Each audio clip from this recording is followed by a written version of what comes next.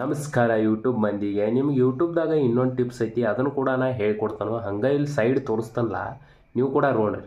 ಅದು ಏನೈತೆ ಅಂದ್ರೆ ರ್ಯಾಂಕಿಂಗ್ ಬೈ ವ್ಯೂಸ್. ಅಂದ್ರೆ ರ್ಯಾಂಕಿಂಗ್ ಬೈ ವ್ಯೂಸ್ ಅಂದ್ರೆ ನೀವು ಡೈರೆಕ್ಟ್ ಈ ಸದ್ಯ ನಿಮ್ಮ ವೈಟಿ ಸ್ಟುಡಿಯೋ ಐತಿ ನೋಡಿದಿರಿ, ಅದನ್ನು ಓಪನ್ ಮಾಡಿ ತೋರಿಸ್ತಾನೆ ನಿಮ್ಗೆ. ನೀವು ಓಪನ್ ಮಾಡಿದ್ಮೇಲೆ ಸೈಡ್ ಹೆಂಗೆ ತೋರಿಸ್ತಲ್ಲ ಹಂಗೆ ಹೋಗಿ ನೋಡ್ರಿ ನೀವು.